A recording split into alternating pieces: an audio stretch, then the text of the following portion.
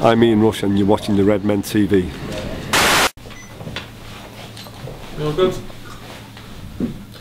Clap. Do it again. One more time. And sting. Right. Hello, welcome back to the Redmen TV. It's been mere moments for us, but it's probably been a day for you. Hi. We're going to start off, because we've got 2 games in a week, it's screwed us up big time, so we're going to start off by looking ahead to Liverpool's game against Thailand, Thailand's All-Stars with Thailand 11 at the weekend. Bearing in mind, of course, that we're filming this before we played the Melbourne game, so, you know, Luis Suarez could have been sold or bitten someone to death, you know, in between now and then. Right, okay, so we're gonna keep this brief because, again, we don't really know a vast amount about these sides. We've gone off the Liverpool website for this. The game is, I think it's an 11:45. Yeah, it's an 11:45 kick-off on Sunday, which is a good way to start a day with a bit of footy, like. This game is taking place in Bangkok's Raja Mangala National Stadium. Yes, I know. I think that's a good choice for me. It's a good choice. Yeah, I've always said that if a game was going to be played in Bangkok, it should definitely take place in the Raja Mangala National Stadium. Good toilet facilities there, apparently. Yeah, this is the last game of the tour, isn't it? The Far East tour, I believe, before we come back to more local territories. It's another example. It's going to be another example, I think, of showing just how incredible our foreign fan base is as well. It is, yeah. It is. It really is. Well said. Yeah, we last visited there in 2009, Chris. That's a good thing, isn't it? Definitely. Apparently, a lot of the players, Ben, are very excited to return. Yeah. So make of that what you will. How many does it hold? Like 2,000. It'd be interesting to note that the Raja Mangala Stadium holds 49,772. Only just locked. How can we forget already? Say it on there. Oh, why locked? I know that. I just don't know I just don't know what it's actually called. When does it open? No, it's open. When it did open. It's funny you should ask that. It was opened in 1998. Okay. Did you know that? Nope. Now you do, and no one's half the battle. Right, okay. Let's throw some wild starting 11 predictions out there. Ben, based on what you've seen so far, who for you should start this game against Thailand? Sterling.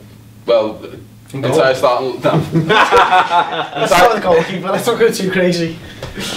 Mignolet, Wisdom, Torre, Aga, Enrique. Okay. Lucas and Gerrard. Ivy, Coutinho, Sterling. Yeah. And then Suarez in front, or Aspas. That's a bloody good side, that, isn't it? It's amazing, isn't it, Chris? I mean, again, and we don't know for how long we're going to be able to do this, but just adding Luis Suarez as an option into a starting 11, all of a sudden our team does actually look pretty beastly. Looks really good, like. And the fact is, and there's something we haven't had so far, and it's what we've discussed a lot this season, is we've got a squad now for a change, so you could easily say, okay, well, you play Sterling, but you could play, you could say Sterling, Coutinho, fine, but you've obviously got Luis Alberto to go in there. I know people aren't massive fans, but Stuart Downer, and equally people are massive fans for not necessarily any legitimate reasons. Usama Saidi can come in there as well and potentially do a job. And then look, Alan Henderson as well. There was no Glenn Johnson in Ben's side. Yeah. I mean, we've got a good squad now. I think one that, as Rodgers said himself this week, we could be challenging for us this season. Yeah. It means that Mignolet won't have to play up front for any time in the game at all, like Pepe did. Yeah, give him a run out. Like maybe we'll give it to Danny Ward, who's going to be our second or third choice goalkeeper. Like maybe that's how wild we'll go. That's what I sort of do miss about the old school Liverpool friendlies, is like when we go to that Swiss training camp and play absolute no marks in front of 6 people. Because that where the days of was essentially the mystery. You played on Sevy Park, you know what I mean? And you played when it was like six men and the dog, and most of them were like the family of the players that you were playing against. Because we used to play like St Gallons and stuff like that on these training pitches, and that they were the games where, as you say, when Pepe Reina would get a run out and stuff. And, do you think this is the problem with pre-season though? Is that it's such a commercial opportunity that we have to take this approach? It's all about commerce, isn't it? It's all about selling shirts and building the revenues up, which fair enough, I suppose. You know, we're in that catch-22, aren't we? That we can't attract good players because we're not in the Champions League, but we can't get in the Champions League because we haven't got the good players. Yeah. The only way to do that is to somehow get enough money to attract someone regardless, you know. Therefore you have to build up your revenues in any way you can. Yeah. No, without a shadow of a doubt. Couple that with the fact that going to places like Indonesia and Thailand, high altitude, high humidity places, it gets them further on with fitness quicker. Yeah. It's interesting because we were talking, I mean, the son I mentioned on the match reaction, the Indonesia game was a bit of a down. Again, once again, the qualification of a not seen Melbourne, we should probably be sat here absolutely flying, or there'll be faces to the floor. Let's look at this from a situation if Liverpool don't beat Melbourne. There's going to be a real air of negativity around the club, because I think a lot of people are sort of teetering on the brink at the minute with with the Pepe Reina stuff and with the Luis Suarez stuff, and the fact that our transfers in has really slowed down. People are really looking to these games to get a bit of a kick out of, aren't they? And I don't think we should, because as you were saying, because it's pre-season, and I mean, Dad, I know the approach in pre-season tends to be they actually do a full training session and then they go and play the game in the night, which is unheard of in the normal season. Well, I don't know why they do it now, but they used to build up as they went through their pre-season games to more tougher games. You know, so that then you build up towards your first 11, and whatever team you were putting out now would bear no relevance really. It could be half the team that started, you know, the last game with half who finished it, you know, mix and match. Yeah. It doesn't really matter as long because it's about fitness. And even if you get beat, it doesn't really matter at all. We always used to get beat by someone on pre-season, you know, and it didn't make a blind bit of difference. So you always feel down when you see Liverpool lose, but at the end of the day, you know, it's only. But that's the problem, isn't it? I mean, Ben, that's what I got into. So the catch-22 of it is that you need the revenues. You need to be able to play. You need to play these games to get your fitness.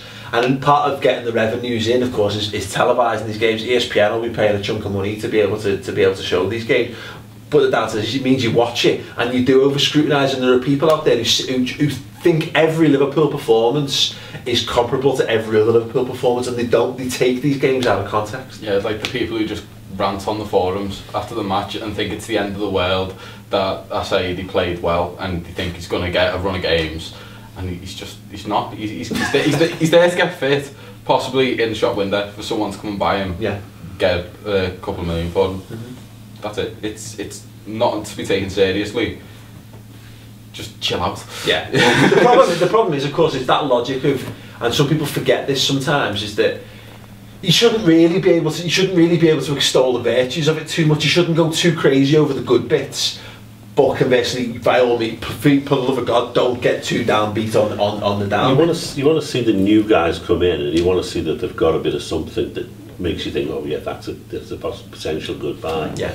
But you know, don't get carried away by any of it. I mean, if you think about it, someone like Skirtle has not really had a lot of game time yet, but we've got to get him as fit as anyone else. Yeah. So, you know, it wouldn't surprise me in the slightest if he started the next game or the game after that. Yeah. You know, and Sterling, another one, and you know, well, this is the thing. Players who come, Henderson, another one. Well, with no European football and the reserves league being far more geared towards under 21s, we need to be able to hit the ground running, and you can't afford, as you say, what happens if Daniel Agger or Toure, if they're going to be the first choice and they pick up an injury the week before the season starts, you're throwing an unfit centre-back in at the deep end when you need to have a team that are flying by the time we've also got to get people used to each other, so it wouldn't surprise me again if Skirtle played with Toure, you know, and you know Wisdom or Kelly got a look at centre-back. You know, just mix and match and just get people fit and get used to each other. Yeah, most definitely. Let us know how you think Liverpool are going to start this game. I want to see, and again a lot will depend on Melbourne again,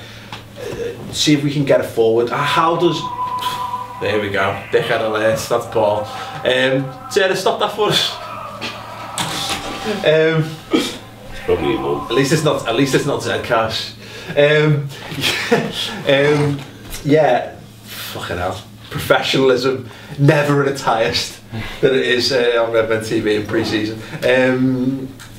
Yeah, let us know. Anyway, yeah, let us know your thinking. I want to see if how Aspas and Suarez could potentially fit into a starting 11 at some point over the next 2 games. Does Aspas become one of the forwards? The right forward, I think. Yeah. That's my gut feeling is, yeah. I'm a bit strange the way Downing sort of played a lot further back this pre-season. Well, I think that was that layout in the Indonesia game. It was very much 4-2-3-1 as opposed to being like 4-3-3 or a 4-2-1-3. Yeah. If you get me. I see Aspas as that right forward because he's got a good left foot. He likes to cut inside, play passes. So I think that's the way that they'll link up. Or maybe Suarez goes to the left wing and Aspas stays up top. May well be. Then okay. Sturridge options on the bench. Good, it would seem like it. But squad rotation, boss. Okay, score predictions, please. Ben, just throw a score out. 3-1. Okay. Dan? 2-0. Chris? 2-0. 6-0. 6-0. Only because everyone else has been conservative this time around. Why not? This is the game where it's all going to click. Okay, leave your team predictions, your score predictions, if you're watching this on YouTube, of course, on the comment section underneath. If you're watching this on the subscriber show, we're about to go on and talk about Pepe Reina in some detail. Obviously, it's caused mass controversy mainly on Twitter. Is there any justification for Liverpool letting him go out on loan? Was there any justification for letting him go at all? You know, Brendan Rodgers was talking about competition for places. Where's that gone? We're also going to talk about... Shut up. Sorry, Brad. Brendan Rodgers talking about Luis Suarez's future as well, and the fact that we've got more exciting players to come in as well. So yeah, if you're watching on the subscriber show, just continue to sit there and watch. If you're watching on YouTube, see you later. You can check it out on the redmentv.com for free. Okay, Chris, let's start with Pepe Reina.